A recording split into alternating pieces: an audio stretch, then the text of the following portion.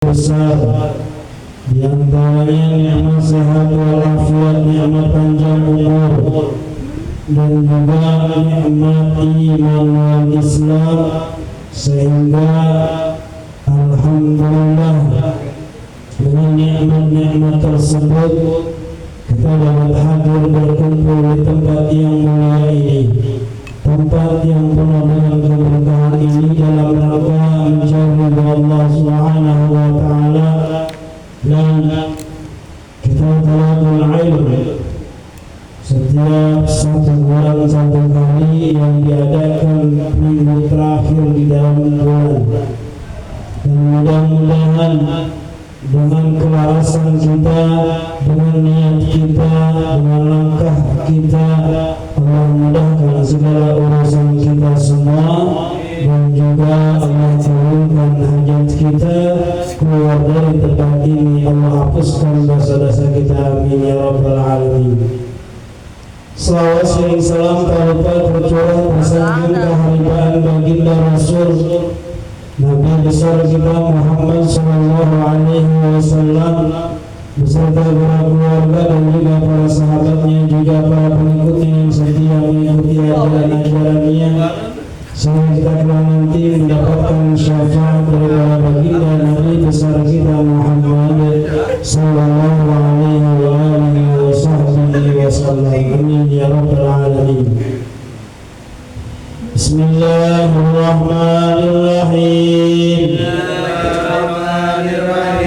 Faslun makna la ilaha illallah. La ma'buda bihaqqin fil wujudi illallah.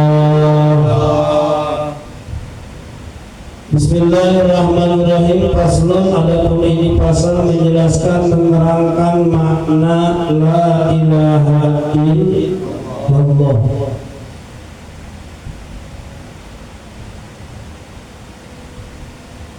Adapun makna la ilaha illallah yang sudah kita tahu dan yang sudah kita sering dengar guru-guru kita, asatidz kita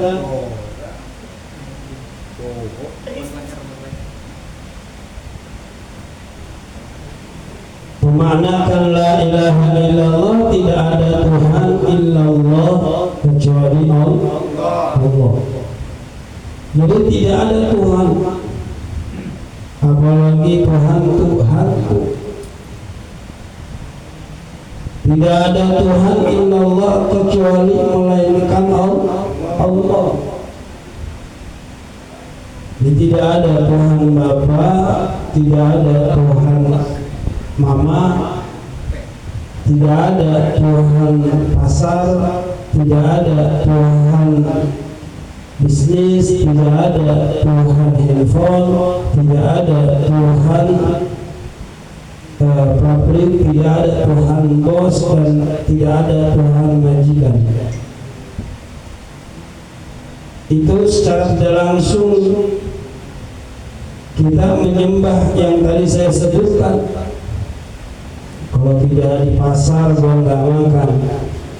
Kalau kita nggak kerja, kita nggak makan. Kalau kita nggak bisnis, kita nggak makan. Itu sama saja menuhankan selain Allah. Berarti sepercik saja kita menuhankan selain Allah murtad. Karena la ilaha illallah wahdahu la syarika. Tidak ada Tuhan kecuali Allah yang esa, wahdah, la syarikalah, dan tidak ada syarikat, tidak ada yang mengkombinasikan lahu bagi Allah. La ma'buda bihaqqin, dan tidak ada ma'bud yang disembah,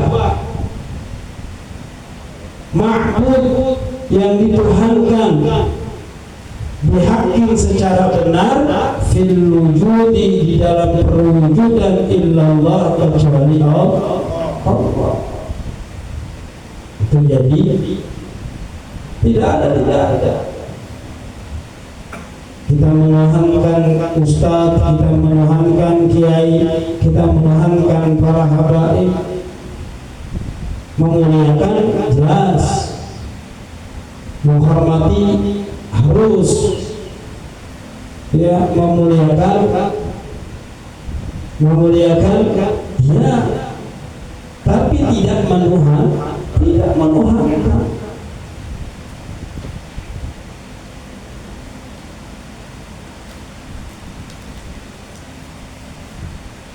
Jadi jelas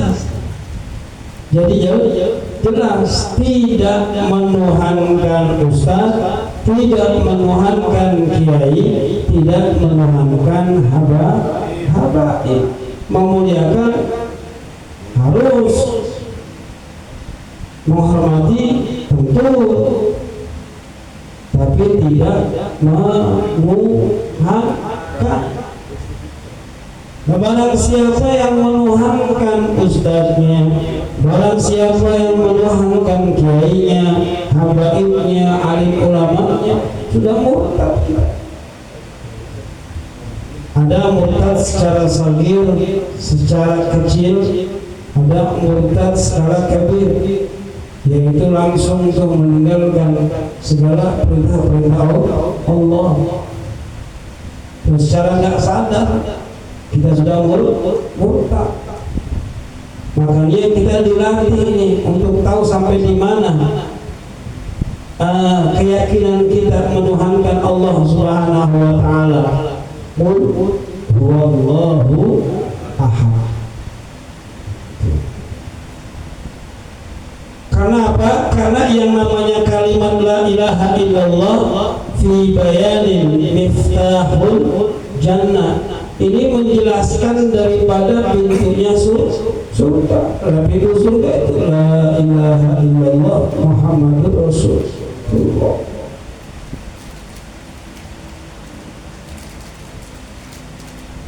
Jelas ya? Jelas ya? Jelas ya? Jelas ya?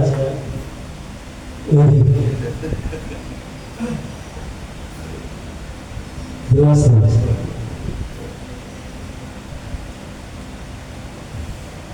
Sekali lagi saya ulangi, kita tidak boleh menuhankan ustaz, kita tidak boleh menuhankan kiai, para habaib, dan juga para orang tua. Memuliakan harus, ya kan, menghormati wajib, tapi tidak menuhankan. Karena yang tadi saya sebutkan adalah salah satu daripada makhluk ciptaan Allah. Ustaz makhluk, kiai makhluk, habaib makhluk, orang tua juga makhluk. Jangan menggembar-gemborkan, jangan mengeluk-elukkan, apalagi menuhankan, tidak boleh.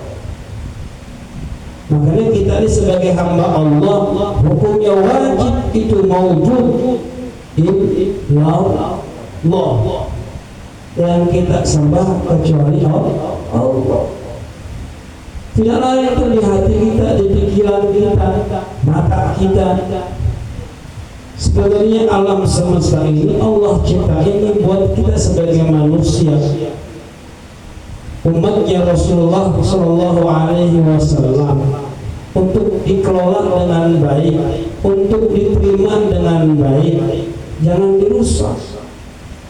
Siapapun apapun kalau dirusak akan ada dampak. Nggak usah ciptaan Allah, ciptaan manusia aja. Ciptaan manusia aja. Nih, kalau manusia ciptaan manusia yang sering nih motor dibongkar di apa namanya itu, dikilik-kilik, yang sudah normal knalpot di racing-racingin, pasti ada dampaknya nggak? Ada dampak. Sehingga apa? Sehingga segala sesuatunya itu pasti ada dampak negatifnya kalau diacak-acak. Lah gimana dengan alam yang Allah ciptakan? Nih, kita sering dengar ada kuasa Allah, tanda-tanda kekuasaan Allah itu ada Trinitas. Trinitas Allah di tengah-tengah. Ini ikut lagi Allah, Al-Quran, Alam. Allah yang menciptakan Al-Quran dan juga Allah yang menciptakan Alam. Al-Quran sebagai tersurat ciptaan Allah, alam sebagai ciptaan Allah yang tersirat.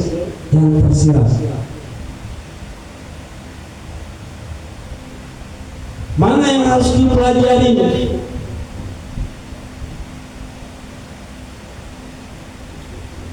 Yang tersurat dulu, yang gampang. Di surat Al-Muzammil, inna rabbaka ya'lamu annaka taqumu adna min thuluthail layli wa nisfahu wa thuluthahu wa ta'ifatun minal ladzina ma'ak wallahu yuqaddirul layla wan nahar alima an la tuhsuhu fataba alaikum faqra'u ma tayassara minal Qur'an. Inna rabbaka ya'lamu annaka taqumu adna, sesungguhnya Tuhan kalian, inna rabbaka ya'lamu annaka taqumu, bahwasanya Allah Subhanahu wa ta'ala itu mendirikan ini alam semesta dengan langit dengan bumi, malam dengan siang.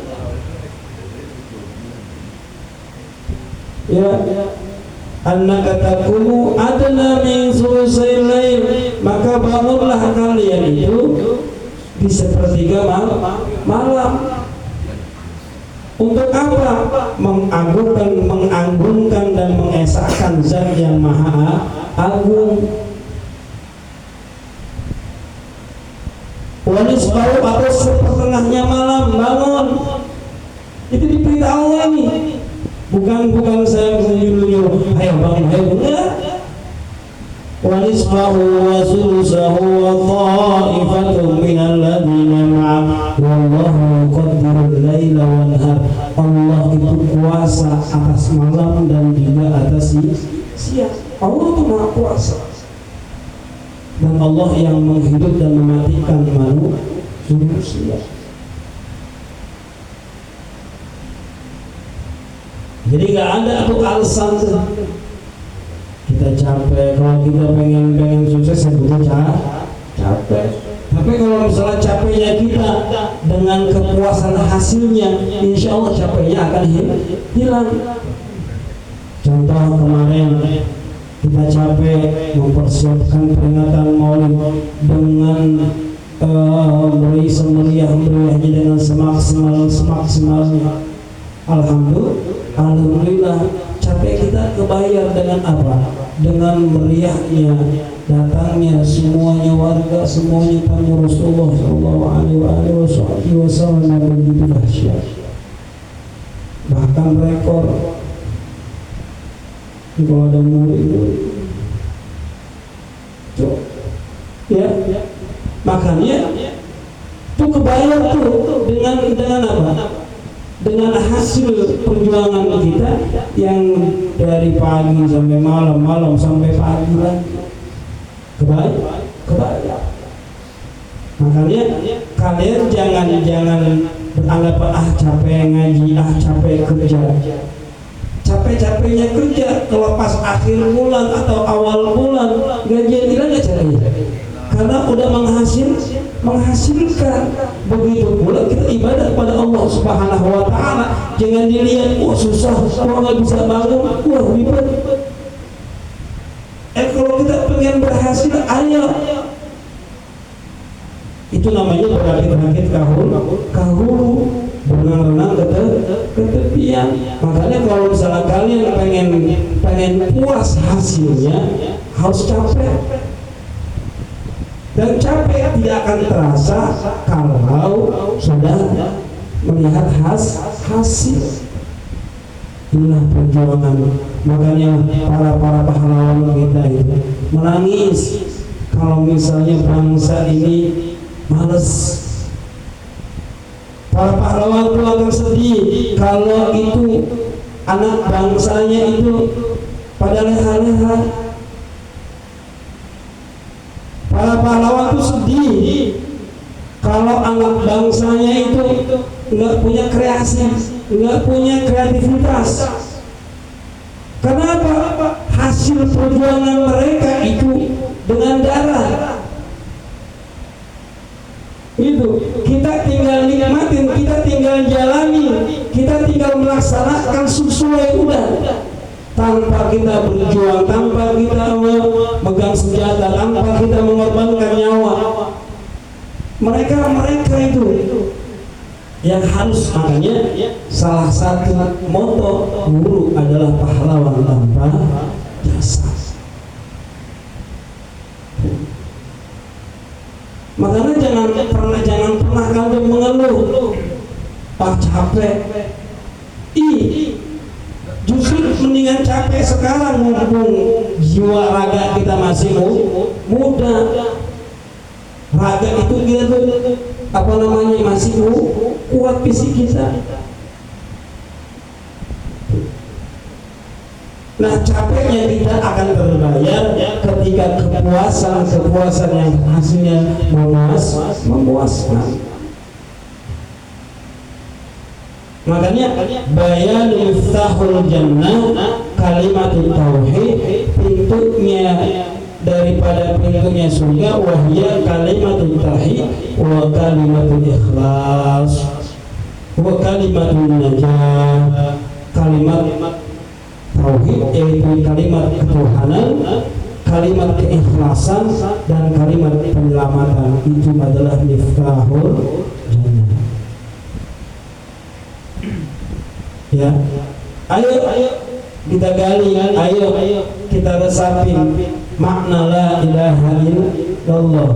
Coba kalau kita perhatikan dari awal tulisan, dari awal huruf sampai illallah, itu enggak ada yang lepas dari kuasanya Allah. La tidak ada, itu la-nya la linafi, meniadakan. Kalau udah ada kalimat dinafi, meniadakan berarti meniadakan sesembahan, meniadakan kekuasaan kecuali kekuasaan Allah. Sehebat apapun manusia, sepintar apapun itu IQ-nya manusia, tidak ada yang bisa melewati, melebihi daripada kehebatan Allah Subhanahu wa ta'ala. Sekaya-kayanya kita, Allah tuh maha kaya. Sepintar-pintarnya kita, Allah tuh maha pintar, al-alim. Masih ingat Asmaul Husna?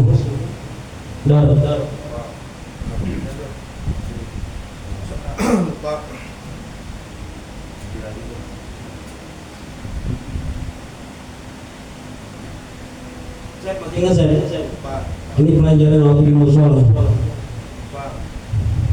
Ya Allah, ya Rahman, ya Rahim, ya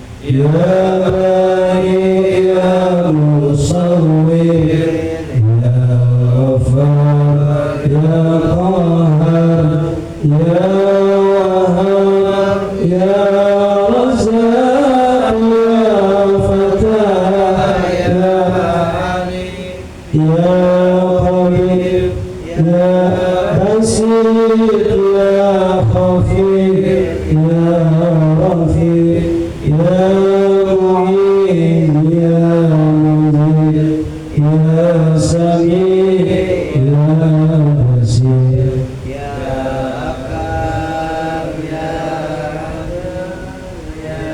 Latif ya Qadir ya Hikmah ya Haji Mas Haji ada lagi yang tulisnya gini, Wallahu ladzi la ilaha illa huwar rahmanur rahim malikul qudus salamun mu'minun muhaiminun azizul jabbar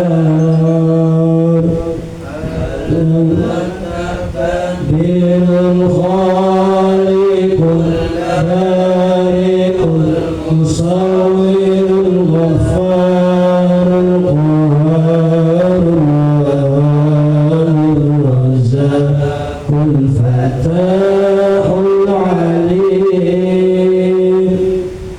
al-qadirul basitul khafidul rafi'ul mu'izzul muzillus sami'ul basirul hakamul adil latiful khabir al-halimul azim al-ghafurul syakur al-aliyyul kabirul hafizul muqimul hasibul jalilul karimul raqibul mujibul wasi'ul hakimul wadudul majidul ba'ithus syahid alhamdulillah. Tahu yang ini.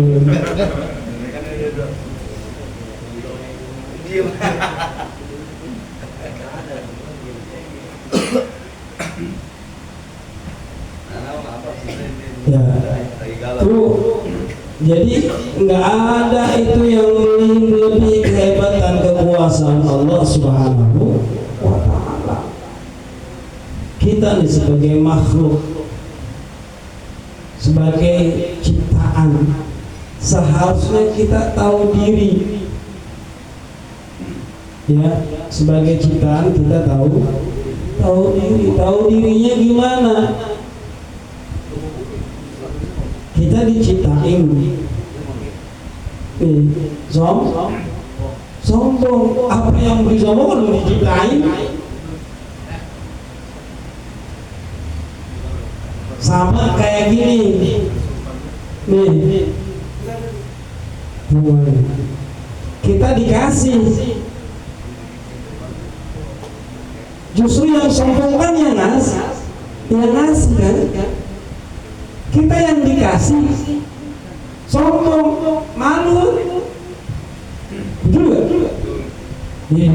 Gua harus dikasih sama Ustaz nih di tasbih. Dah dikasih aja sombong.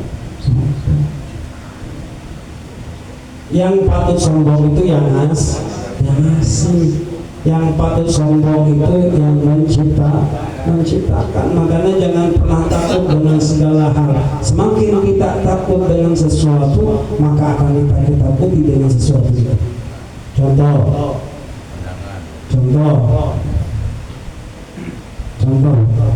Nih. Kadang kan kita sebagai manusia takut kalau tidak berhasil, takut kalau tidak memuaskan, takut kalau tidak sampai.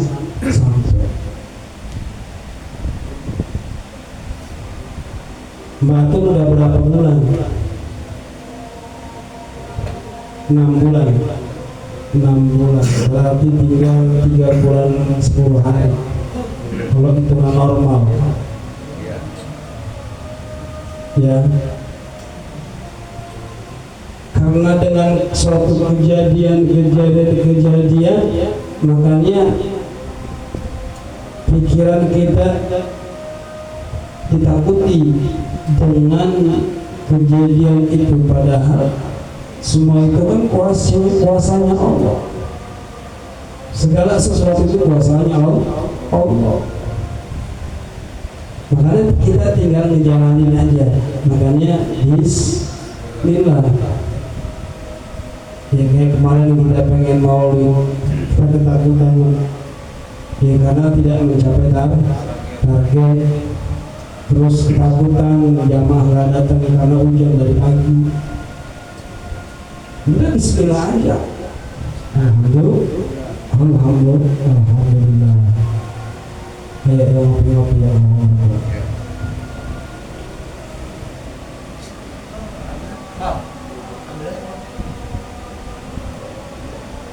Di gudang gua.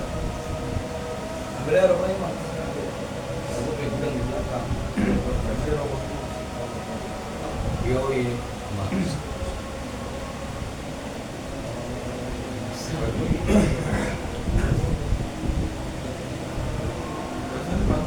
Nah, di pasar.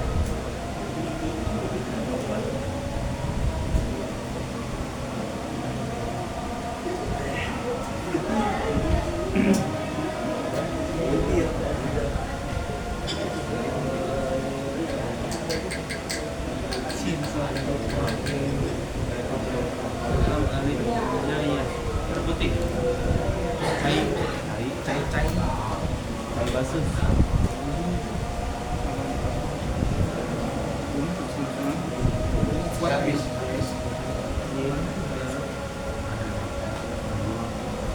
Nah. Ya, Nara lagi mau ketawa, Nara lagi galau. Hati lagi kekikis.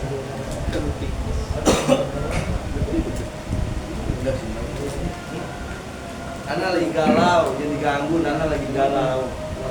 Udah 2 hari ini tidur mulu. Lebih baik tidur daripada sakit hati katanya.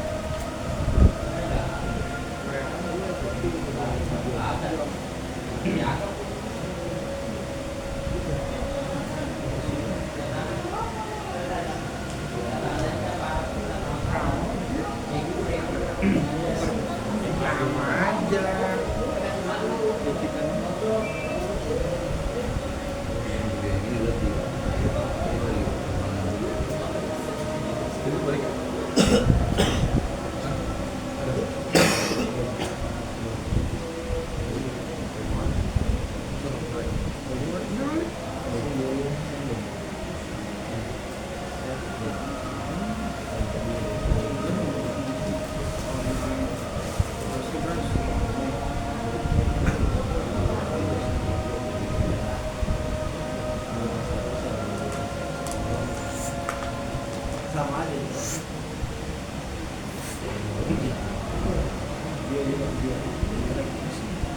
Kalau lihat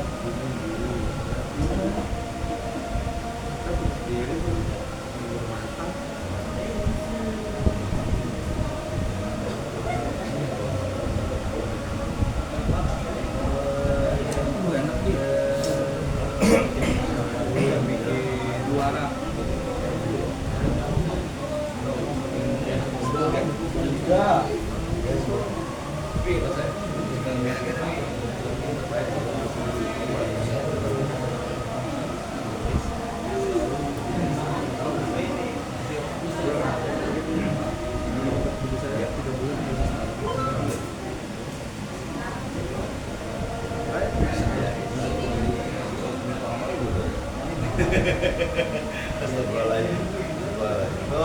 Goblok. Bikin anu edekor. Hah? udah tidur. Gue udah dipakai udah.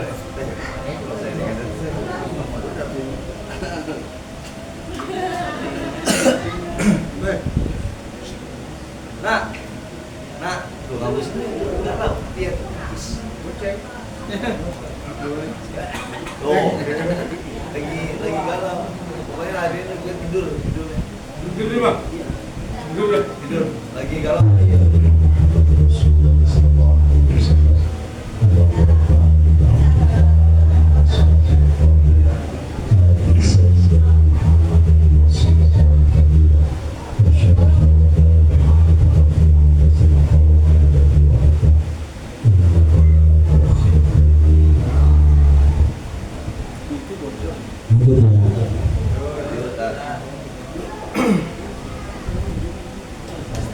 Waqad dzukirat fil Qur'ani fi sab'atin wa salatina mawdu'an. Di dalam Al-Qur'an disebutkan kalimat la ilaha illallah wa hiya kalimatut tauhid wa kalimatul ikhlas wa kalimatun najah. Dalam Al-Qur'an itu terdapat 37 tempat. Makanya sebenarnya hidup itu gampang sebenarnya. Makanya kemarin tuh ada yang nanya, Ustaz, kalau tasawuf dengan sufi itu apa sih?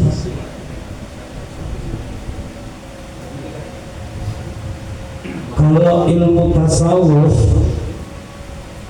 kalau tasawuf itu ilmunya, sufi itu orangnya.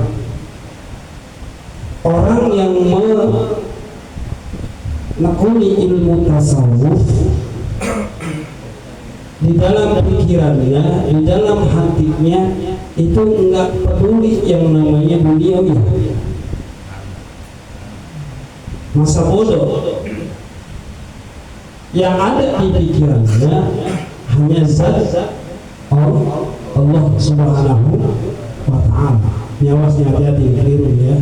Soalnya udah bahas ilmu yang namanya tasawuf.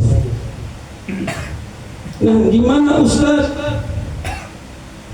dengan kondisi alam yang milenial seperti ini? Adakah zaman sekarang orang yang mendalami memiliki ilmu tasawuf? Intinya tadi yang saya bilang, tasawuf itu dia punya hatinya cuma hanya untuk Allah, pikirannya hanya untuk Allah. Sehingga apa? Sehingga nggak peduli yang namanya duit, nggak peduli kerjaan, nggak peduli. Makanya orang-orang tasawuf zaman dulu tinggalnya di gunung-gunung, hutan-hutan, dia menjauh dari dunia. Hidup itu dia nggak mau. Makanya orang-orang soleh, orang-orang yang dulu di gunung, di atas bukit, gitu. Karena dia nggak mau menyibukkan dirinya dengan hal-hal duniawiyah. Karena wa mal hayatud dunya illa mata'ul ghurur, bahwasanya yang namanya dunia itu adalah tipu daya. Coba kalau dunia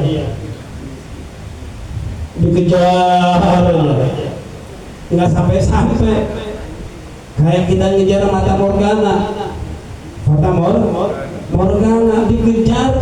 Oh kayaknya ada air di samperin, nggak ada.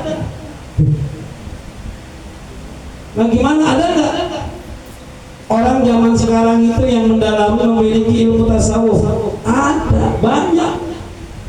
Masa bodoh aja. Mau ada duit ke, nggak ada duit ke, mau ada mobil ke, nggak ada ke, mau ada motor ke, nggak ada motor ke, bodoh amat. Emang gue pikir, yang penting gue sholat, yang penting gue ngaji, yang penting gue ibadah. Kalau dipikir-pikir kayak Nana tadi ya. Masa bodoh. Bodoh. Tapi hatinya nggak lepas tuh sih.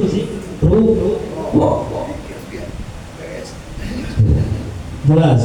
Kalau kalian pengen ilmu tasawuf seperti itu, gampang. bodoh amat, mau ada pilkada kek, mau ada apa kek, mau ada apa, yang penting gua ngaji. Jelas. Enggak, masalahnya bisa nggak? Hati itu selalu ke Allah. Makanya orang-orang yang dikatakan tahu maju nggak? Sehingga kita maju dia. Dia itu nggak peduli. Udah nggak bisa kontrol dirinya, saking cintanya dia kepada Allah, dia lupa diri sendiri.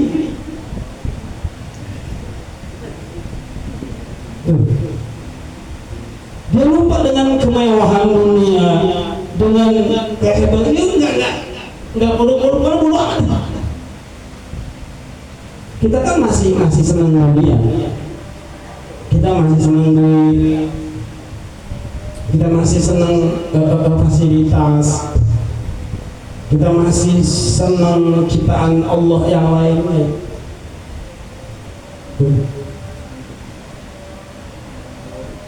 Kalau orang-orang yang tasawuf ini nggak bisa. Ya Allah, Allah, Allah, Allah, Allah, Allah, Allah, Allah, Allah, Allah. Makanya ketika ditanya orang-orang tasawuf ini, apa jawabannya? Karena di pikiran dan di hatinya itu hanya Allah. Ada salah satu sahabat yang nggak mau nikah di dunia, tapi mau nikah di akhirat, di dalam Allah. Kalau begitu,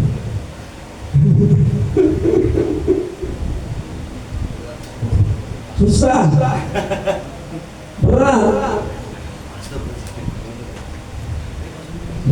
Makanya kalau kiai dulu tuh nggak ada yang bisnis, nggak ada yang kerja, yang ngaji tok. Karena dia yakin. Coba sekarang para wali-wali Allah yang kita ziarah di atas gunung, kalau secara logika itu pas meninggal tuh yang gotong gimana? Yang nguburin siapa? Aku aja lewat.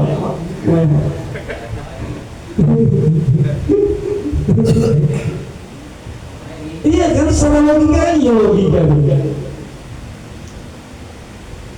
Tapi itu kekuasaan Allah. Kayak gunung Santri itu di gunung. Ada tuh di daerah-daerah Jawa Tengah, Pemalang sana. Itu wali min auliyaillah. Itu kuburan ngambang tuh di atas gunung. Jadi punya Zaidi, dia penghafal Quran, nggak jatuh.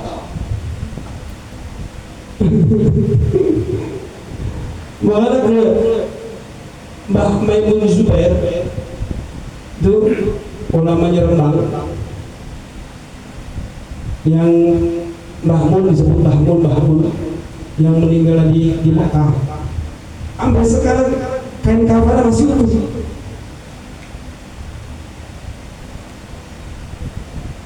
Itu yang baru, yang lama dikit. Al-Imam Nawawi Al-Bantani.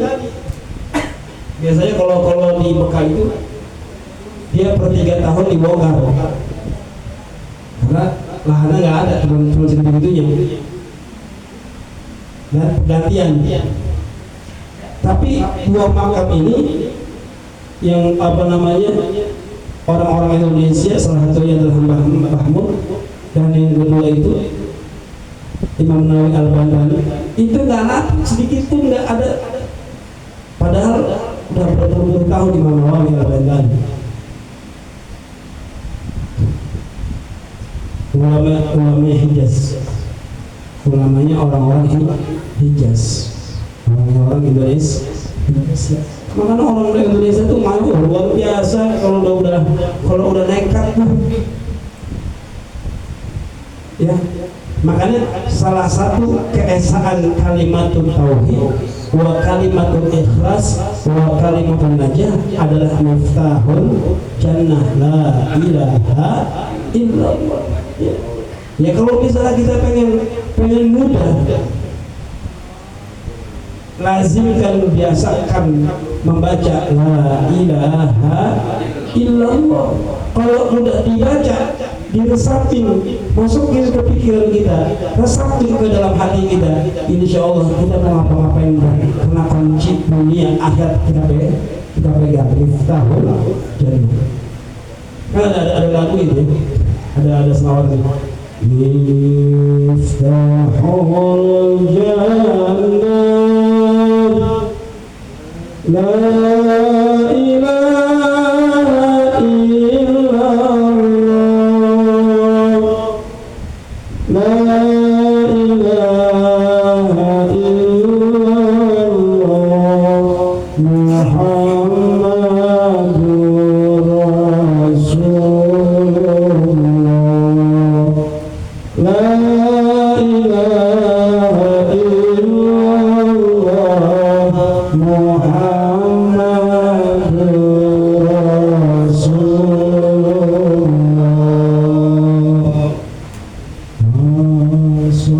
As-samuntah sempurna biulamu, Qolatas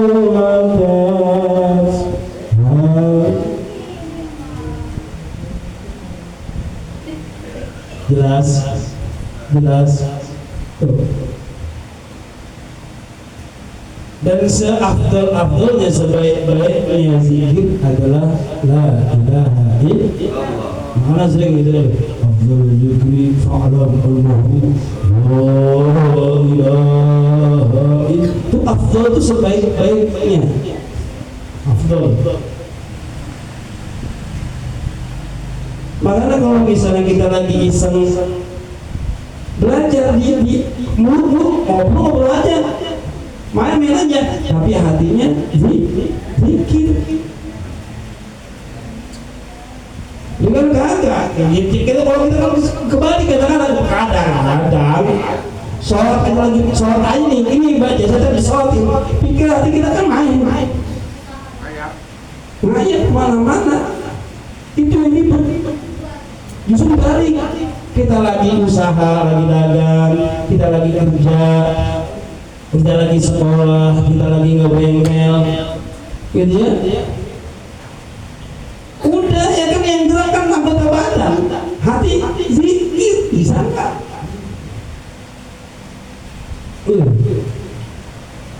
Dengan dibalik, kalau lagi ngaji, kelayapan pikiran, ngayal, nggak beres. Itu yang repot, nggak ketemu. Makanya kalian buktiin kan, teman-teman kau waktu SD, waktu SMP, waktu STM, satu gedung, satu ruangan, satu kelas, kadang-kadang satu bangku, itu gedenya jadinya ada yang kerja di pabrik, ada yang di mall, ada yang jadi pedagang, ada yang pengangguran. Itu beda-beda kan? Kenapa? Ketika dia duduk dimanapun, ketika dia lagi thalabul ilm, itu nggak nyatu, nggak sinkron pikiran hati. Sama dengan kita sholat ada yang diterima, ada yang tidak. Ketika apa? Ketika sholat kita itu nggak nyatu. Gimana supaya nyatu? Harus sinkron.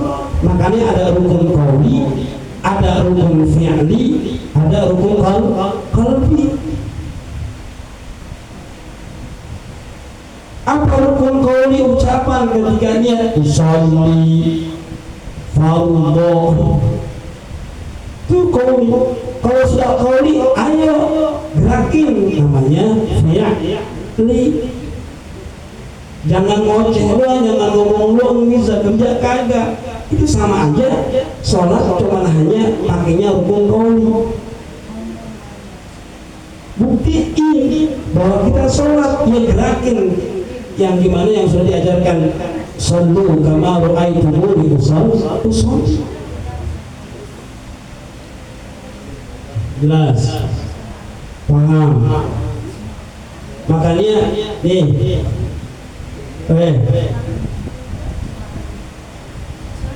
Sekarang kan lagi viral. Wah, bohong. Nabi kan Mi'raj itu cuma sekali, masa umatnya Rasul berkali-kali?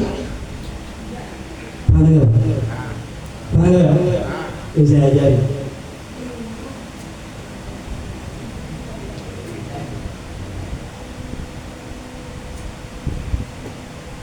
Sekarang ini lagi bulan nanti bulan Sya'ban. Bulan Sya'ban itu bulan Sya'ban apa bulan Rajab? Rajab itu bulan Isra wal Mi'raj. Mi'raj itu artinya apa sih? Isra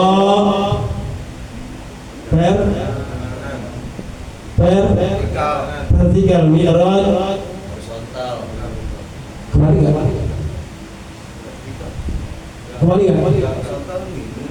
Vertikal apa horizontal gini?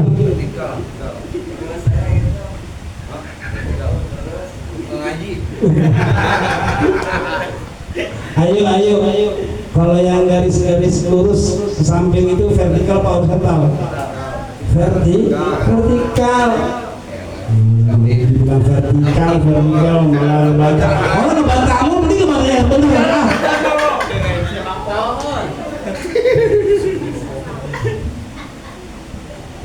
Isra itu vertikal.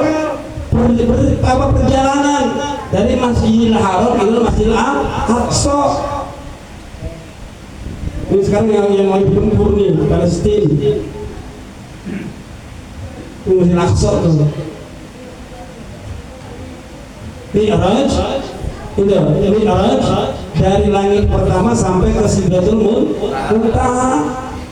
Itu peristiwa yang sangat agung dan yang sangat heboh pada waktu itu zaman Rasulullah SAW. Kenapa? Ditempuh dengan jarak yang sangat singkat, bukan singkat, sangat singkat. Kapan itu?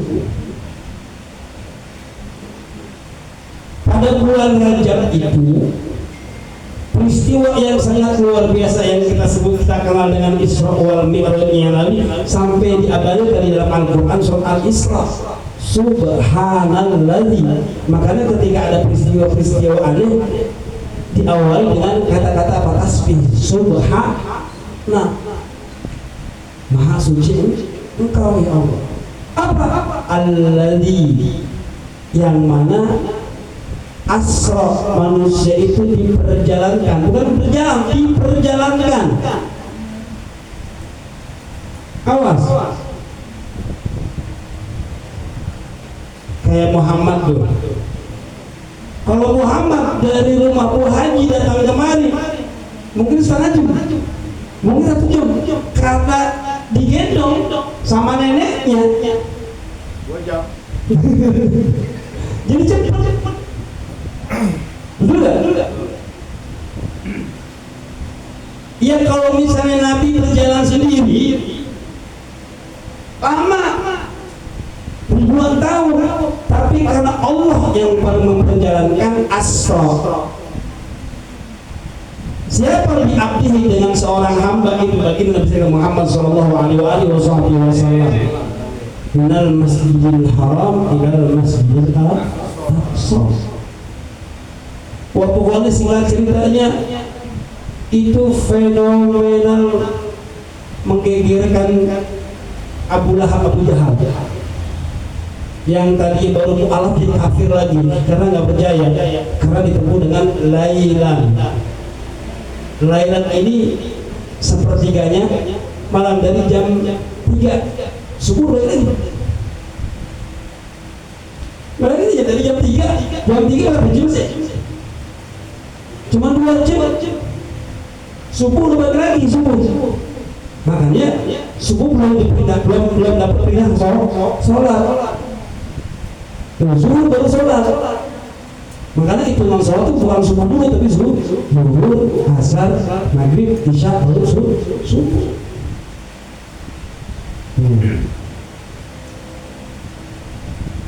Nah, apa hikmah di balik peristiwa ini? Tadi yang saya bilang Nabi Isra dan Mi'raj cuma sekali, tapi umatnya baginda Rasulullah SAW dalam sehari 5 kali. Kita ini Mi'raj ini 5 kali sehari. Makanya kalau misalnya ada yang membantah, Nabi cuma sekali, Mi'raj. Masa ada umat yang selain Nabi lebih dari 1 kali? Bohong. Jangan salah paham. As-salatu mi'rajul mu'min. Salat itu mi'rajnya orang-orang yang beriman. Apa mi'raj? Penghambaan kita sebagai makhluk kepada Sang Khaliq. Mi'raj, naik. Gimana caranya supaya sholat kita naik menghadap Allah? Harus menyatukan, mensinkronkan ini. Nih, niat, pikiran, gerakan, hati. Baru mi'raj, baru naik sholat.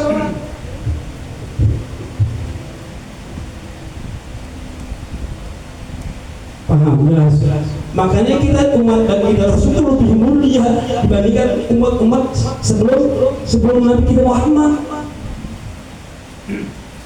Kita mi'raj itu 5 kali sehari.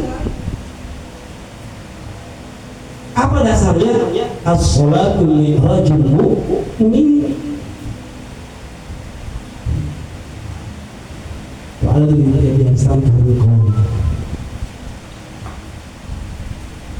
Makanya jangan salah, kita tuh sering naik turun kalau malam, apalagi Aziz kalau malam naik turun. Pulang.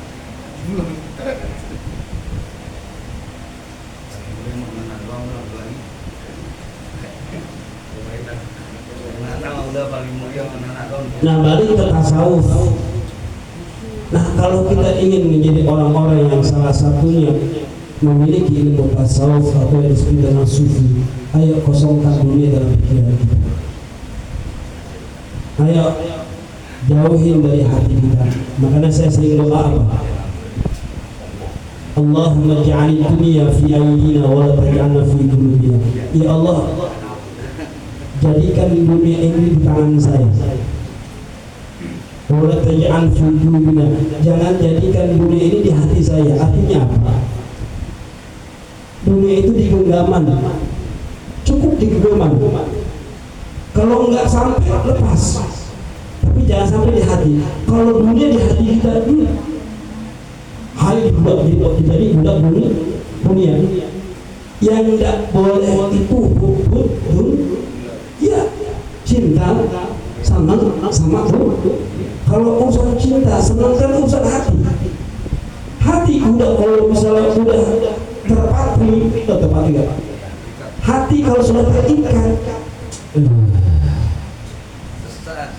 saya tidak akan berpaling dari dia.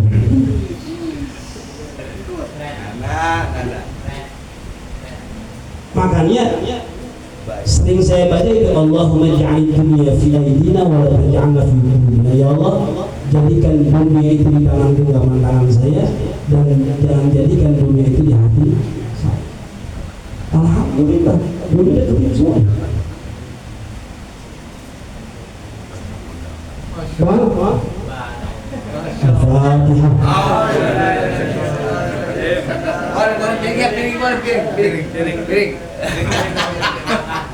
Kita udah setengah budak.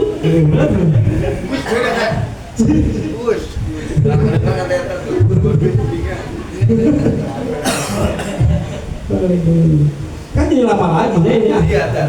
Itu. Waktu udah bolak-bolak gitu.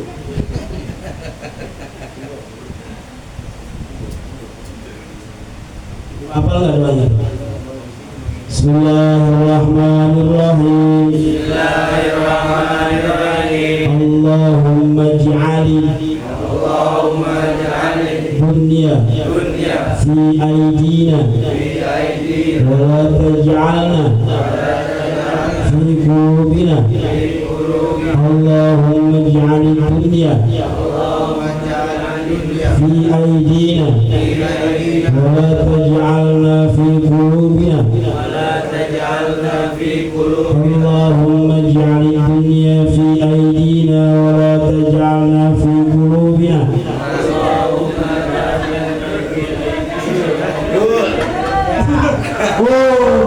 Kenyangan dunia. Allahumma ij'al dunya fi aydina wa la taj'alna fi qulubina. Itu adanya di kitab Minhajul Mu'minin. Tuh, isyarah yang ada.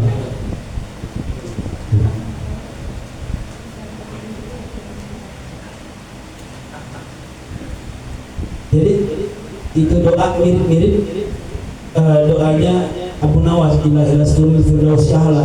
Enggak pengen takut sama neraka karena panas, enggak mau masuk surga karena enggak pantas, ujung-ujungnya masuk surga. Kita enggak pengen dunia, padahal mustahil kalau kita enggak pengen dunia, kan gitu. Dengan ujungnya Pak, Allah kasih dunia. Paham nggak ngerti ya? Jadi kayak tadi kalau mana udah yang kita jawab, Ustaz Jamat itu nyamot. Ya, kayak tadi soalnya itu, pokoknya Ustaz Jamat itu nyamot. Padahal nggak mau, habis sih. Nggak mau nambah.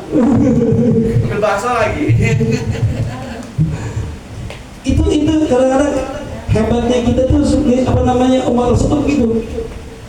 Nggak mau, nggak usah ditawari, udah serogin aja depannya, itu habis. Iya benar. Kurang. Paham nggak? Paham. Itu sama kayak doa itu ibaratnya. Ila sulul firdaus a'la wa la aqwa ala naril jahim fahabli taubatan wa fir dzunubi fa innaka ghafurur rahim. Ujung-ujungnya apa? Kasih surga yang enak-enak, yang baik-baik. Kita nggak pengen dunia ya Allah. Jadi kan dunia itu di tangan saya, bukan di hati saya. Oh kasih ya, jangan terima, mau dikasih. Umur nikmat. Balik konteksnya tuh lah, insyaAllah azidana. Aku udah nikmatin aja, syukurin aja, ntar lo tambahin. Itu konteksnya. Makanya dunia itu jangan dipinta, udah lihat aja tuh, minta Allah selesai lah. Allah kasih, nggak perlu minta. Orang Allah Maha Kuasa, Allah Maha mendengar apa yang ada di rendakan hati kita. Allah Maha tahu. Pak bohong setan mah. Wah itu terus tongkawan. Jangan lagi kan. Bikin aja, terus dimakan. Kayak gitu tuh modelnya. Tuh umat Rasulullah. Apalagi santri. Wah tawarin. Mau ngopi nggak? Jangan tawarin. Habis. Orang nggak tawarin habis. Cuma tawarin. Itu apa namanya salah satu trik sebenarnya. Trik kita minta sama Allah. Kita nggak mau. Kalau kita kan malu. Siapa kita kan kita ya. Udah. Itu salah satu kelebihan kalimat la ilaha illallah. Bukan ayat ikat hati gitu. Ketika Allahu Akbar, Allah Maha Besar, yang lain kecil. Bisa nggak? Suami kecil, istri kecil, anak kecil, usaha kecil, semua kecil.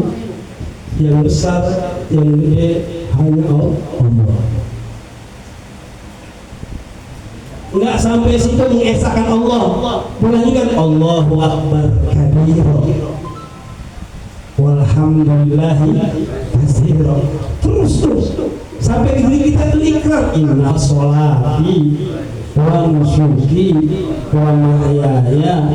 Oh ini lengkap nih, ada si suki, ada si Yahya. Wa mamati lillahi rabbil alamin. Ketika kita memuji zat yang maha agung, zat yang maha besar, dan kita mengikrarkan, menyodorkan diri kita, hidup kita, ibadah kita, sholat kita, hidup kita, mati kita hanya untuk Allah, selesai sudah. Itu bukti penghambaan kita kepada Allah Subhanahu wa ta'ala. Makanya kita jangan pernah takut. Jangan pernah takut. Ayo tanemin tuh lapas kalimat la ilaha illallah. Saking hebatnya kalimat la ilaha illallah ini apa? Man mata kata Nabi. Barang siapa yang maut, barang siapa yang mati, min kalamihi, akhiru kalamihi, di akhir kalimatnya la ilaha illallah, dakhal jannah bighairi hisab, masuk surga tanpa hisab. Itu saking mulianya lafaz la ilaha illallah.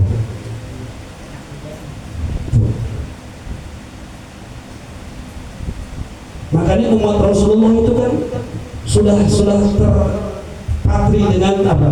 Komitmen ya bagi Rasulullah Sallallahu Alaihi Wasallam. Maka bersyukur kita kepada Nabi kita Muhammad Sallallahu Alaihi Wasallam. Kenapa? Karena Nabi berjanji kepada Allah, ya Rabb, jangan kau masukkan surga kecuali umat.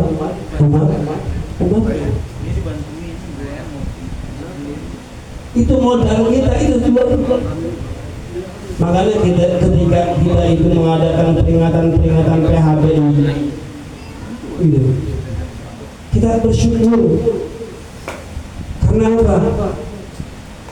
Dari sekian banyak manusia mengangkat tangan, dari sekian banyaknya jamaah, semakin banyaknya orang, kita nggak tahu dari orang-orang mana yang Allah ijabah doanya. Tuh. Kita cuma mengaminkan, kita cuma ikut aja. Makanya yang besar pahalanya bukan kiai, bukan mubalik yang bayaran lagi, bukan. Yang gede pahalanya itu panitia. Yang nyapu lapangan, yang masak, itu yang gede itu pahalanya itu panitia. Bahkan jangan khawatir. Lah kalau misalnya kita nggak beres itu lapangan, kalau kita nggak bikin laut, kita nggak bikin tenda, apa jadi itu acara? Kita capeknya kita terbayar dengan apa? Dengan kepuasan hasil. Betul nggak? Makanya jadi panitia itu tenang aja. Minta rokok, kasih nggak rokok? Wah, udah dihidup sebungkus juga. Nggak pernah kerja, tahu. Ustaz pengen ke Nyopi lah. Entar. Ya, panitia dong, yang capek. Entar.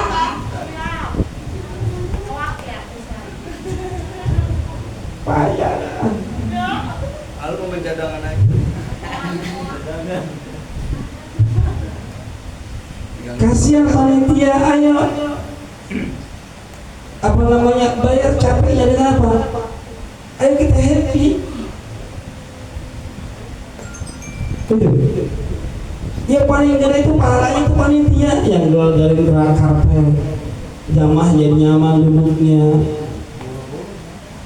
Gitu kan?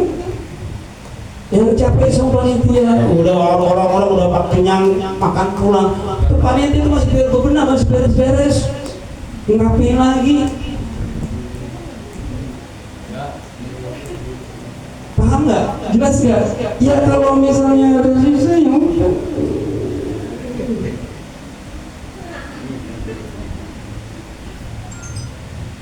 Tapi insya Allah semua itu capek kita berakhir dahulu menang pada yang capeklah dahulu senang akan datang.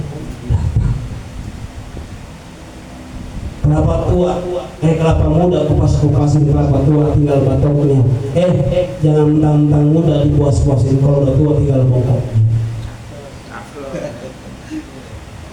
Mentang-mentang masih muda, lari sono lari sini, main slot main sini, habis tuh harus.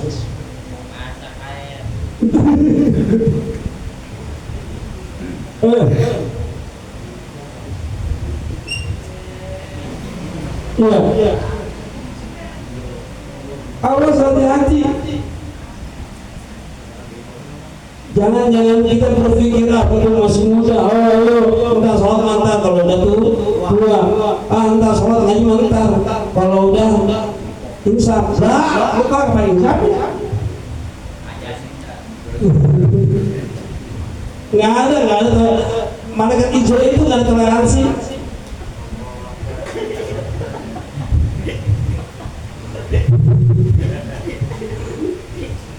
Nggak ada toleransi itu, malaikat hijau itu nggak ada toleransi. Nih, saudara kita, orang tua kita, Bapak Santiga,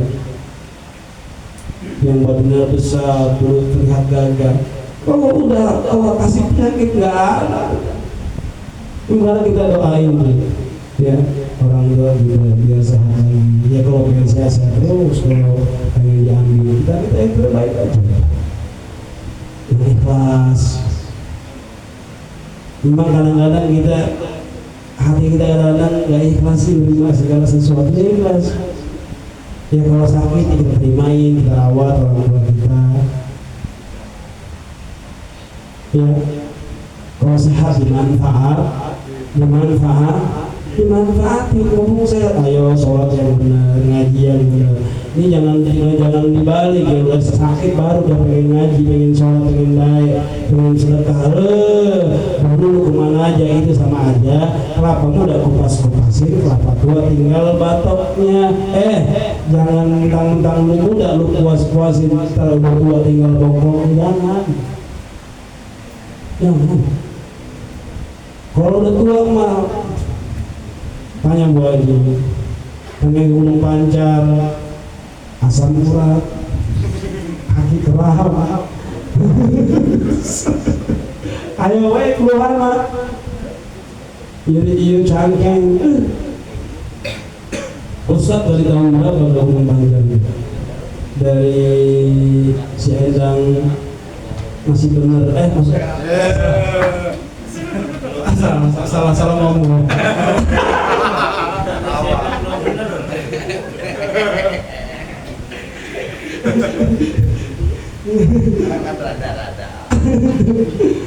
Ya Bu, kalian masih pada sekolah. Kita udah berangkat naik motor waktu itu.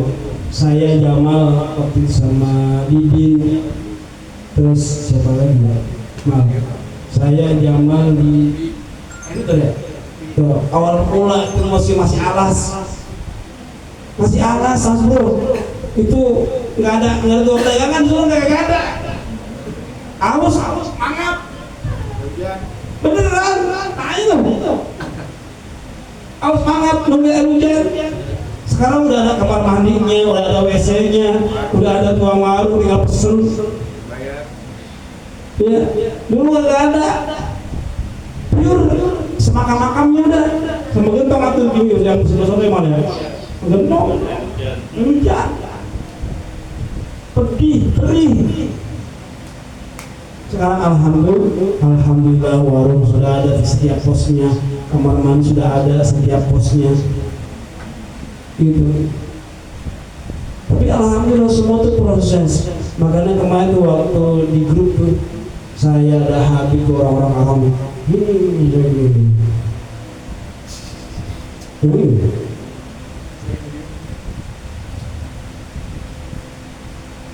Jangan pernah takut. Buat agama tuh jangan pernah takut, buat kebaikan tuh jangan pernah takut. Siapa yang takut dengan kita nanam padi timbul padi? Siapa yang takut kita nanam pepaya buahnya pepaya? Ayo. Ya kalau kita nanam cabai ya buahnya cabai. Kalau kita nanam pepaya buahnya pepaya. Jangan berharap kita nanam pepaya buahnya durian. Jangan berharap. Ya kalau kita pengen durian ya tanam dari sekarang. Ustaz kan dia makan nggak setahun 2 tahun, itu kebaikan kita alhamdulillah yang nikmatin buat kita nanti anak kita kan, cucu kita kan. Bahkan ada seorang sahabat tanya kepada Rasulullah, man ahabba linnas, saya pengen menjadi orang yang dicintai oleh manusia, siapakah mereka? Rasul jawab, khairun nas anfa'uhum. Kalau kamu ingin dicintai oleh manusia, jadilah manusia yang bermanfaat buat orang lain. Ih, cakep. Ini mumpung ada ngomong, mumpung dekat kita hidup di lingkungan musola, masjid dekat, mana yang terdekat? Umpamanya di masjid dekat kelompok, wah pagi-pagi olahraga, apa yang nyapu, luar biasa, Dimas, Subhanallah. Subuh balik. Subuh balik. Mau sore. Masya Allah. Padahal kita tuh dikelilingi tempat-tempat yang baik-baik. Tergantung kitanya nih mau baik apa enggak. Tempat itu enggak menjamin. Sekolah itu enggak menjamin. Masjid enggak menjamin. Musola enggak menjamin. Yang menjamin itu diri kita sendiri. Iya. Tapi ini hukum alam. Hukum alam di mana ada sesuatu yang baik, pasti di situ ada yang baik. Kita dikelilingi masjid musola, kita juga dikelilingi gereja-gereja. Lu nambah lagi itu pintu palang pintu palang jemuran. Dan sini di atas ya, tinggi lagi. Cerah lagi. Itu nggak butuh waktu sebulan, nggak butuh tahunan kayak kita di Al-Hono. Wah sekarang udah jadi. Itu nggak butuh hitungan tahunan, jadi langsung. Masa kita kalah? Ayo, kita nggak bisa ngebangun masjid Jakarta, tapi kita bangun lingkungan kita sendiri. Dengan apa? Kreatif, karya. Itu udah kita buktikan dengan apa? Dengan PHD. Wajah dari Rasulullah SAW. Sukses alhamdulillah. Wah, di luar sana banyak yang wah, kobong hebat, kobong. Yang hebat itu karya bukan kobong. Makanya ayat kita bina diri kita, adik-adik kita, saudara kita merasa nih anak bangsa, kita merasa nih rumpun bangsa, kita merasa nih regenerasi. Ayo jangan malas, kita jangan miara malas, kita jangan ngadopsi malas, karena malas itu penyakit yang nggak ada obat. Sekali lagi, malas itu salah satu penyakit yang nggak ada obatnya. Mungkin penyakit ginjal, liver, segala macam, bla bla bla. Ada apotek, ada rumah sakit, ada dokter yang paling canggih, paling hebat. Nggak mampang di Indonesia, lari ke Singapura. Tapi malas sampai ke ujung dunia nggak ada obatnya, kecuali kita sendiri. Jelas, ya. Jadi bangkitkan diri kalian, Allahumma paksain. Paham ya? Jelas ya? Saya kira cukup ya. Paslon makna la ilaha illallah, la ma'buda bihaqqin fil wujud illallah. Jadi makna daripada lafaz kalimat la ilaha illallah yaitu kalimat tauhid, kalimat ikhlas dan kalimat najah. Maknanya adalah la ma'buda bihaqqin fil wujud illallah. Tidak ada yang wajib disembah bihaqqin secara benar, fil wujud secara perwujudan, secara finansial, illallah kecuali Allah Subhanahu wa taala. Ayo saya kasih waktu 10 menit untuk bertanya dan laki-laki sekarang.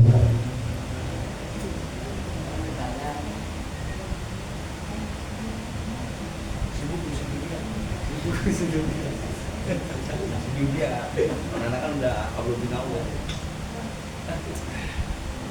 Lagi.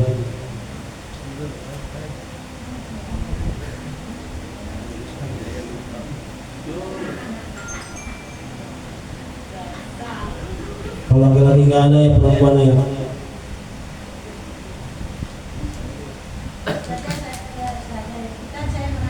Siap. Curhat dong, Ma.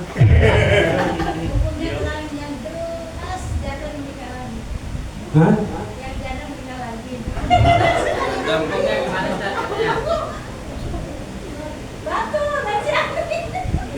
Nih, rezeki, jodoh, maut itu pada Allah. Kan jelas-jelasnya ya, sejelas-jelasnya.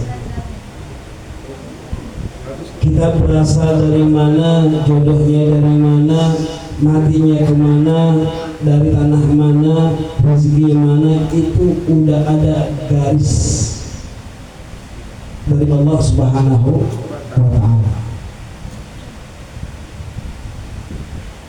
Jangan sampai kita itu menyalahi kodrat Allah. Wa khalaqnakum azwaja. Allah menciptakan makhluk di muka bumi ini berpasang-pasang. Bukan berarti yang punya pasangan, maaf izin, yang telah gugur, yang telah pisah, yang telah mati, selesai. Karena jodoh itu di tangan Allah. Kalau kita itu menyalahi kodrat Allah, saya nggak mau nikah, saya nggak mau kawin lagi, berarti itu menyalahkan kodrat Allah. Apa bahasanya? Itu bahasanya kifarat. Apa itu kifarat? Harus ditebus.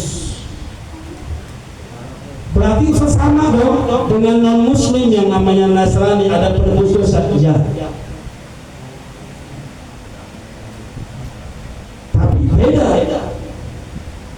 Kalau Nasrani itu ketika dia berbuat dosa, dia menghadap, kalau dibilang itu pastor, itu bilang bapak, ada jendela di kamar jendela, dia ngadu aja, selesai sudah.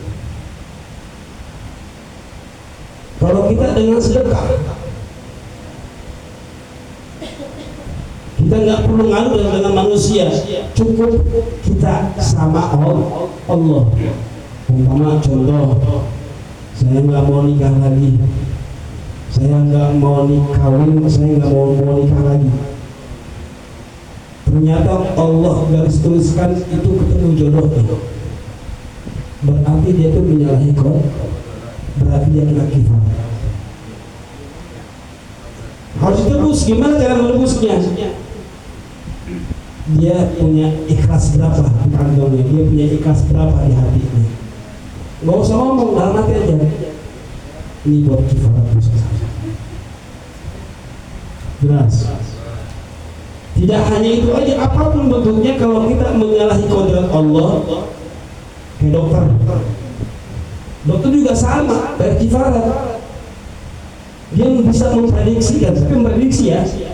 Kalau ini memprediksi kayak perkiraan cuaca. Wah, Bekasi, Jakarta hujan, ternyata nggak hujan. Apa itu perlu kifarat? Enggak, karena perkiraan. Beda dengan tadi ucapan tadi, saya nggak mau ngambil juga. Saya nggak mau ini, itu juga. Itu kifarat, kena kifarat. Jelas. Jadi kalau ada pertanyaan gimana hukumnya,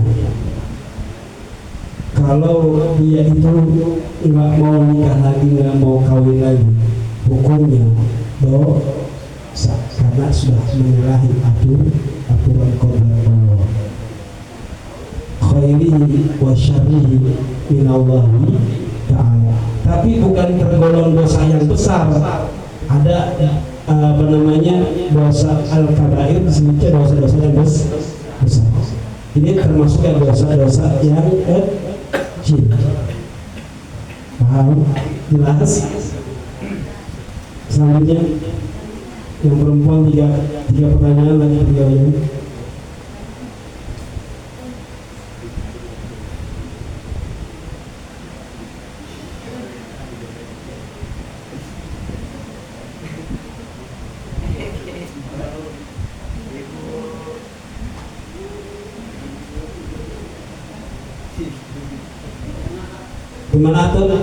Gimana hukumnya kalau kita takut dengan kelahiran? Gini, Nggak usah bikin. Gila, bro. ini biasanya traumatis. Memang gini. Ya kan ada lagunya. Apa? Ibu, engkaulah wanita yang mulia dibandingkan derajatmu lebih tinggi dibanding ayah. Kau mengandung, melahirkan, melahirkan lagi. Mau kontrak tuh. Siapain ya? Untuk keren memang itu kontrak. Jangan takut. Ini mau takut tapi bikin lagi mau. Iya. Makanya kan itu udah diceritain. Wanita itu lebih tinggi derajatnya daripada laki-laki. Karena apa? Wanita yang mengandung, melahirkan, membesarkan, wah, luar biasa. Kalau laki-laki kan enak. Kalau udah begitu udah tinggal Pulas. tidur. Ya kan? Perempuan tuh bayangkan 9 bulan 10 hari. Maka di dalam surat Al-Rumah itu wahnan, ada wahnin, wafisod. Itu perjuangannya antara hidup dan mati. Makanya saya jujur, kalau ada anak berbantah sama orang tua kurang ajar, anak gajinya tuh anak mati diwadi. Ini kalau anak disuruh ngaji nggak mau, disuruh sekolah nggak mau, ikat gantung tuh, berarti tuh dari bintang 5. Setan itu. Sering berkali-kali saya bilang, awas, ini satu tetes aja nih, anak kurang ajar, nih anak durhaka, gitu. Setetes aja nih, air mata jatuh dari kelopak emak kalian. 40 hari nggak diterima sholat kita.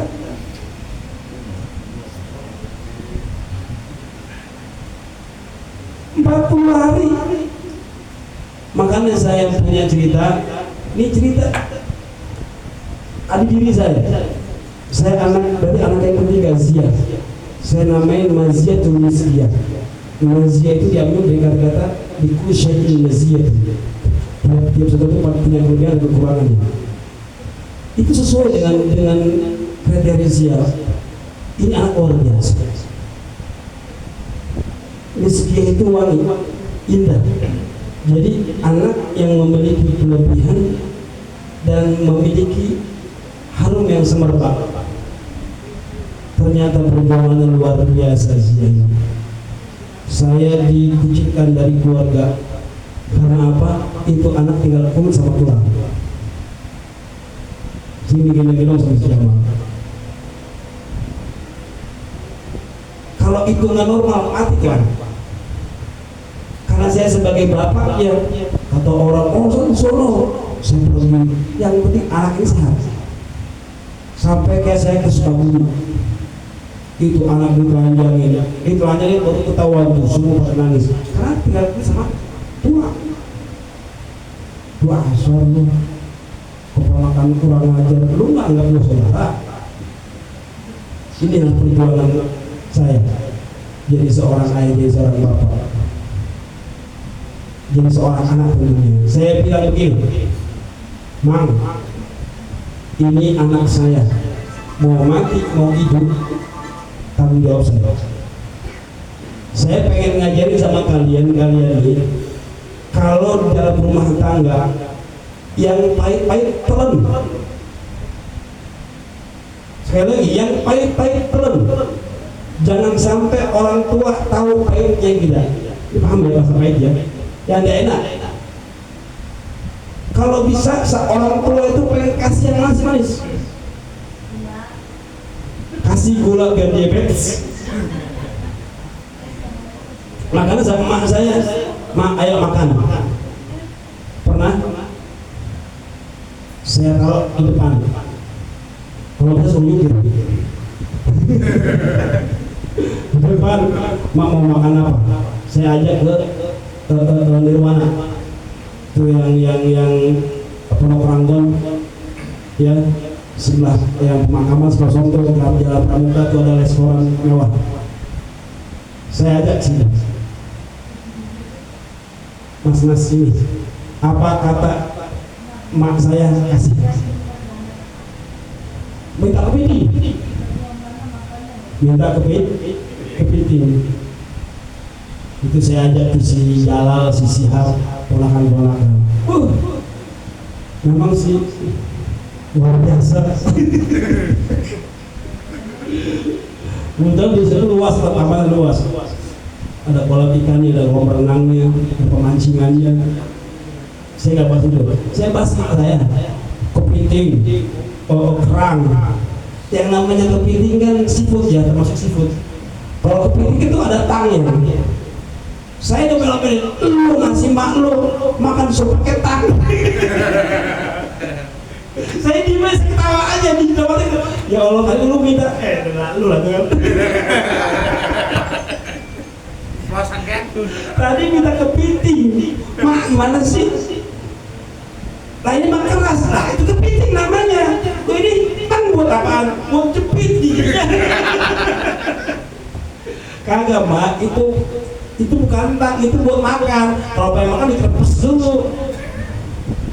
Ini mau pengen itu lah luar biasa.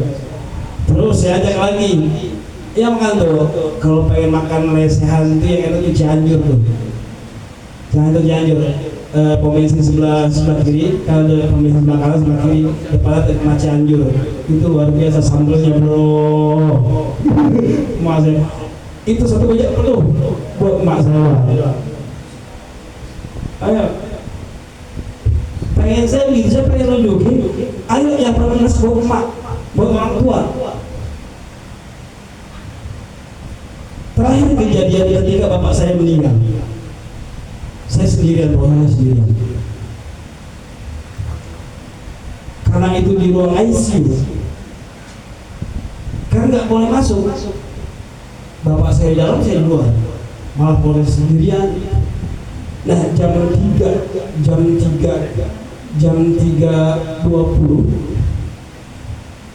emang udah feeling sih. Saya dipanggil sama suster, sama keluarga Pak Tarmanji. Saya disuruh masuk. Ya udah lolos, bagaimana? Saya telepon saudara-saudara saya telepon saudara saya, ya. Si Manun, si Muhyiddin gak ada yang angkat. Akhirnya dengan gerimis itu kan waktu itu. Maaf, bapak saya bukan ninggalin kau, udah nggak ada. Maksud saya pengen ngabarin orang rumah, karena di telepon, oh ya jam segitu kan anak-anak itu deh. Saya ke parkiran motor ya selama haji waktu itu. Saya nggak ngeliat jalan, pokoknya sampai aja. Terus itu nggak tahu saya naik apa ya, sampai di mana. Saya ketok-ketok, saya batin pintu. Lu tidur enak aja lu, bentang-bentang ini ya. Itu semuanya itu luar biasa. Ya mungkin ini berkah dari orang tua saya. Karena saya anak keempat dari 9 bersaudara, saya yang paling dipujikan, saya yang paling dibuang, dan saya yang paling punya empati buat orang tua saya. Karena orang tua saya, bapak saya itu buat masjid 20-an tahun sampai akhir hayatnya, dan mak saya cuma buruh kuli nyuci. Dan saya punya niat waktu itu saya nggak mau nyusahin mak saya, bapak saya. Saya pergi ke Jakarta Selatan dan saya pergi ke Jawa, alhamdulillah beasiswa. Dan saya pengen buktiin sama orang tua saya ingin banggain orang tua saya. Nah tadinya saya pengen ngomongin mak saya, berhubung ini ada sesuatu ganjelan sama yang lain gitu. Tadi saya pengen bangun itu rumah, kalau rumah saya itu udah gak layak gitu. Ternyata ada ganjelan duit saya pada nyangkut. Ada duit saya pakai selot, ada kurang ajar emang. 13,5 juta udah kayak orang, aduh ini ya mulai ini ujian buat saya. Dan alhamdulillah saya diuji. Tadi Allahumma ja'al dunya fi aydina wa la taj'alna fi dunya.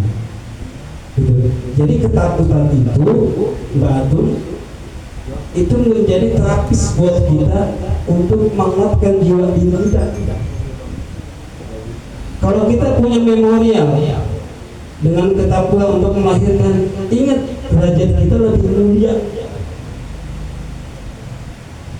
Itu aja tuh patokan itu. Insya Allah selamat, insya Allah aman.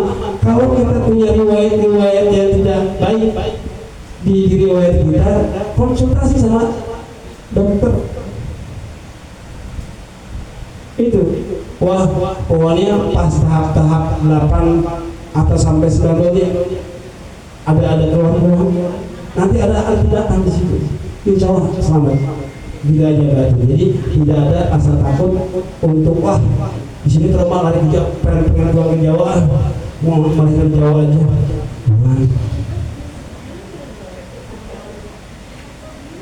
Dari sini lo baca dari sini.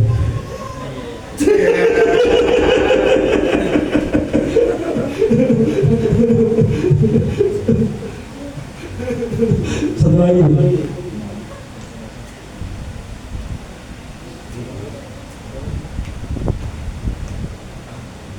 Yang laki masa jadinya bisa kalah sama yang perempuan. Yang perempuan udah 2. Ayo yang laki.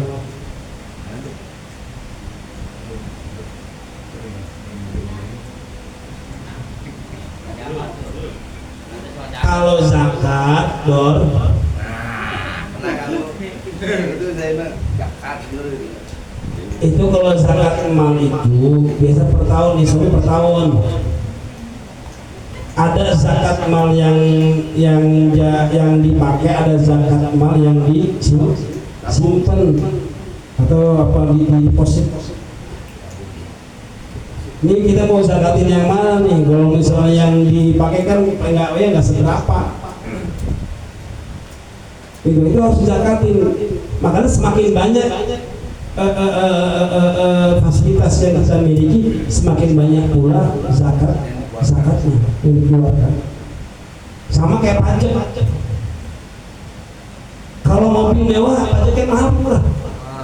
Mahal, semakin mewah, semakin banyak, semakin luas. Tanya Bu Haji, maaf Pak, ini cuma buat ini buat tolak ukur aja.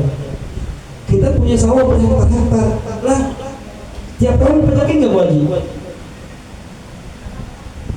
Kita punya aset sawah, tanah, itu ada pajaknya nggak? Ada pajaknya. Semakin banyak aset kita, semakin besar pula pajaknya. Paham nggak? Sama. Kita punya harta.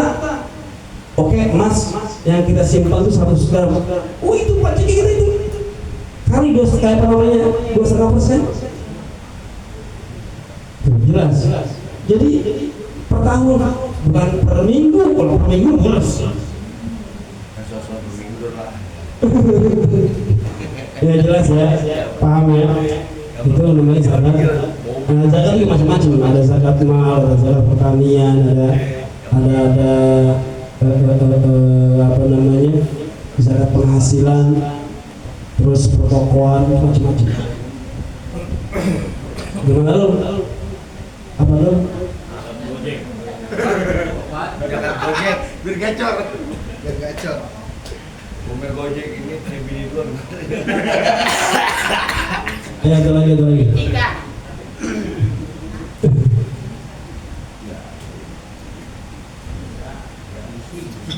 Apa anti apa? Nah,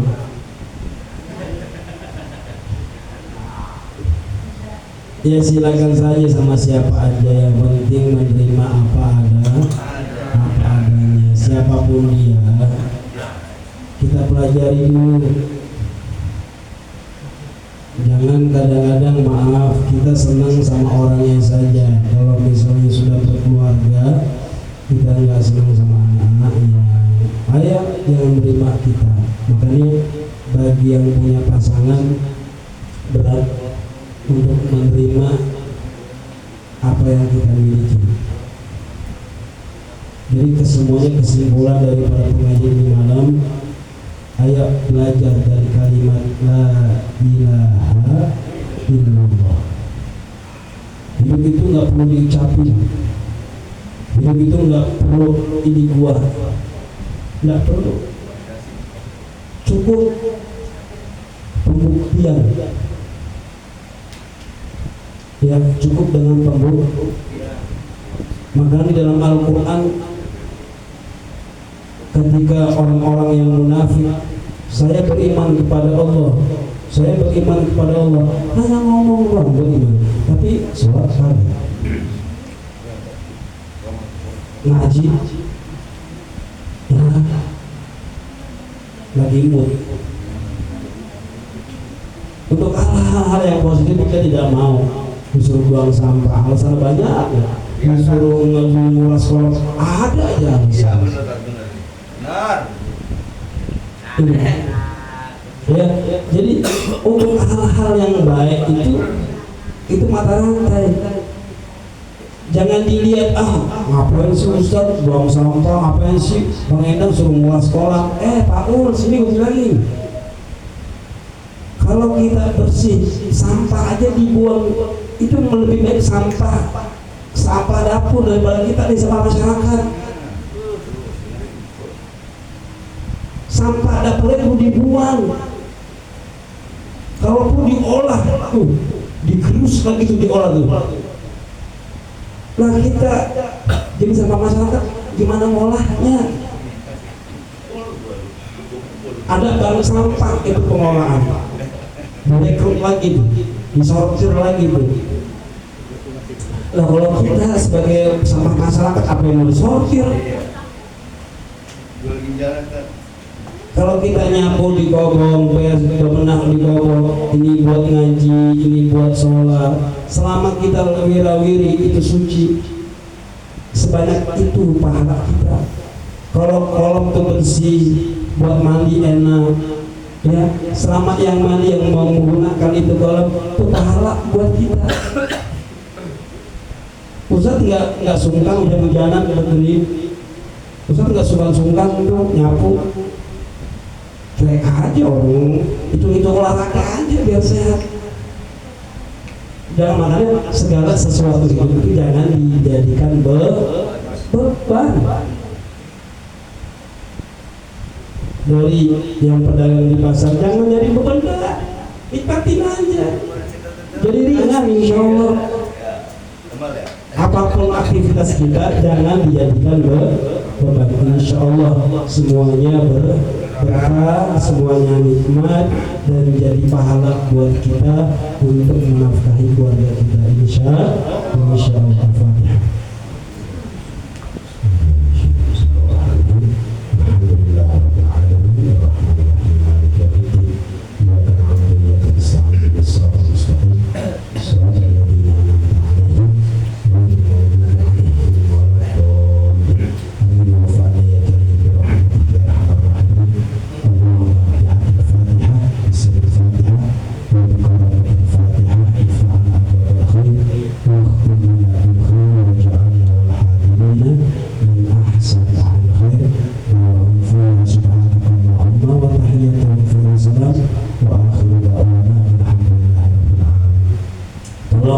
Yang masih keluarganya Mang Yani tadi gua